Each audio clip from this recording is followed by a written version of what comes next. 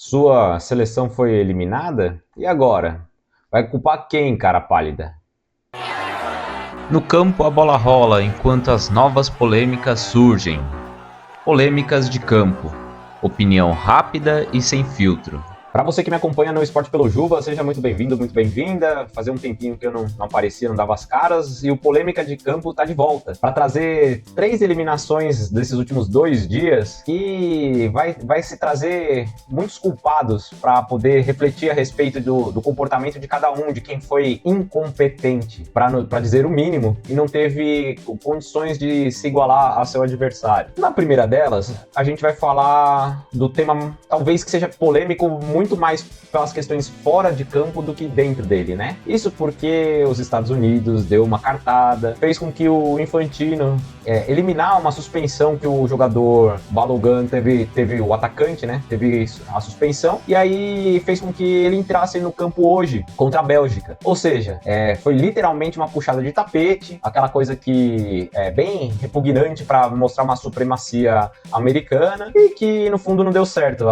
O tiro saiu pela culatra e a Bélgica conseguiu uma eliminação de 4-1 diante da última anfitriã que sobrava na Copa. Antes, Canadá já tinha caído fora contra Marrocos, que já era até certa forma previsível, e o México sofreu bastante, fez um grande jogo contra a Inglaterra, mas caiu também em 3-2. E aí restava os Estados Unidos, né? O dono da festa, quem que vai receber os últimos 10 jogos da competição, só que de alguma forma vai estar um pouco desinteressado do público local. Isso porque a grande supremacia dos Yankees caiu por terra diante de uma modesta e eficaz seleção belga que fez uma das maiores goleadas dessa fase de oitavas de final com 4-1, né? É um nó tático e tudo mais. Então, agora vai ser quem o culpado? Porque antes, se o Rafael Klaus teve até um dossiê contra ele produzido pelo governo americano, quem que vai ser culpado agora de tomar 4-1? Vai ser o Pochettino, o treinador? Vai ser o goleiro que entregou uma das bolas? Enfim, isso vai ficar a critério deles, esse é problema deles resolver. Outra nação que também deve estar com o negócio entalado na garganta é Portugal, né? E o Cristiano Ronaldo, né? E a geração portuguesa tão forte, tão bem dizida, e de fato ela é, né, uma das mais competentes em clubes, mas ela vive um problema semelhante com o que os brasileiros vivem, né? Porque não consegue chegar nas fases mais agudas da Copa do Mundo e dessa vez caiu para rival vizinha Espanha. Um jogo que foi pegado, foi duro, foi até travado em termos táticos, né, de assistir, mas que mostrou mais uma vez que o tic-tac, assim,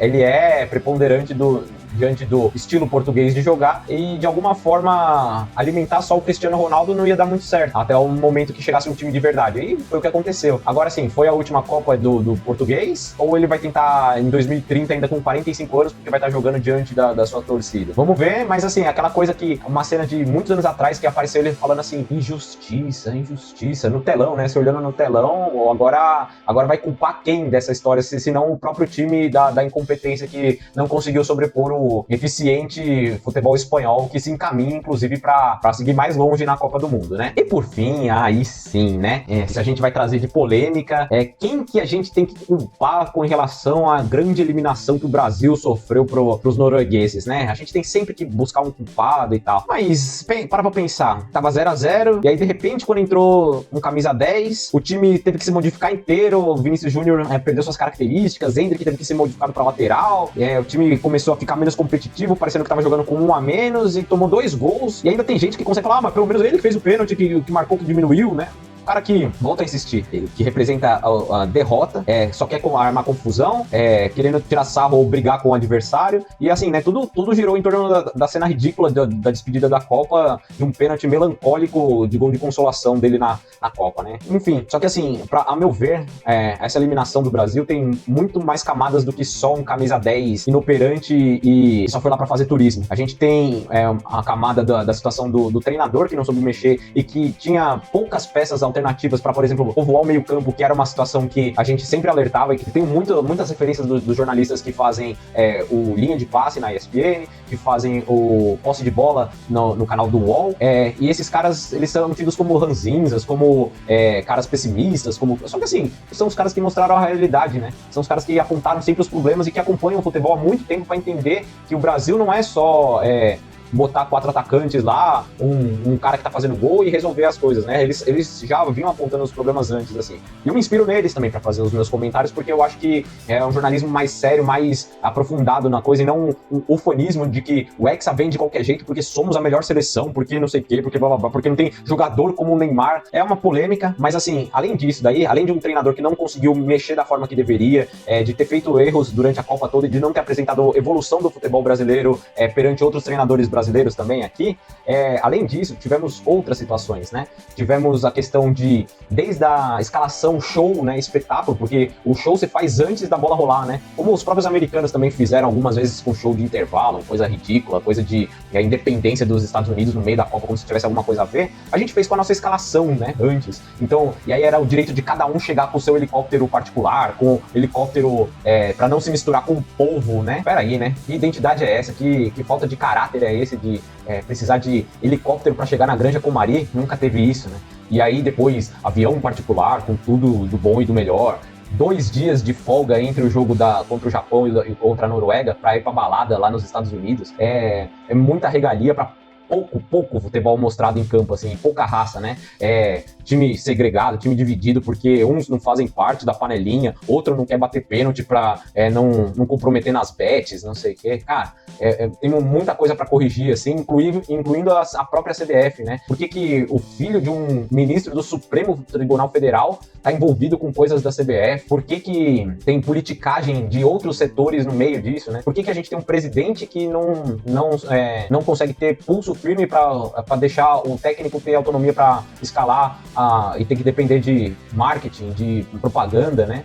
E por que o técnico, quando perde, quem vai dar satisfação é o filho dele? Por que o filho dele tem competência suficiente para ser um dos auxiliares técnicos da seleção, né? E não tinha sequer gente da cultura brasileira para poder mostrar coisas assim? Vamos lá, né? Então, assim, não é só o camisa 10 que tá errado, tem entidades para cima também. Mas, assim, a representação de um 10 salafrário, bandido, que causa um monte de crimes no país e mesmo assim recebe perdão, traduz bastante do que é o que a gente quer pro nosso futebol como entidade, como identidade nacional, né? Se é isso que a gente tá querendo premiar bandidos no lugar de gente que trabalha honestamente. Vamos convir, né? A Noruega pode ter seus defeitos, mas ela trabalha honestamente para conseguir o seu esforço, com sua dedicação, essa classificação. Não foi por acaso que o Haaland surgiu do meio do nada e que ninguém sabia como ele ia jogar, né? Tem muito mais do que isso, assim. Então, o Polêmicas de hoje fica por aqui com essas reflexões, né? Será que foi por acaso ou será que a gente tem que arranjar culpados? Um cara que, por exemplo, o Bruno Guimarães, que tinha batido 3 pênaltis na carreira e perdeu o pênalti que mudaria a história do jogo no começo. A gente já tinha tomado um gol com 2 minutos de aviso. Então, precisa botar muita mão na consciência para entender que não é só, por assim dizer, com um pau que se faz uma canoa viking, né? É com muito e muito tempo de empenho e de esforço sério para que isso aconteça. Então, assim, a gente volta para casa para ver se um dia a gente ainda aprende as lições de 2014 do 7-1, e aí depois sim começa a juntar cacos que a gente não tem um De Bruyne, a gente não tem um Modric, a gente não tem um Odegaard, a gente não tem um 10, a gente não tem nada da seleção que possa se aproveitar. A gente tem que efetivamente começar coisas do zero para poder ter algum tipo de competitividade, porque senão pode ser que na Copa do próximo ciclo o vexame ainda seja maior e a gente caia numa fase anterior ainda. Fica de alerta aí. Hoje foi mais extenso, porque fazia tempo que eu não vinha, né? Mas agradeço bastante a companhia de todo mundo. E agora, nos próximos dias, volta a ser a normalidade, até porque amanhã já acaba as oitavas, e aí só vai sobrar as quartas de final e os 8 melhores na busca do caneco. Então vou ficando por aqui. Muito obrigado por mais essa e até a próxima.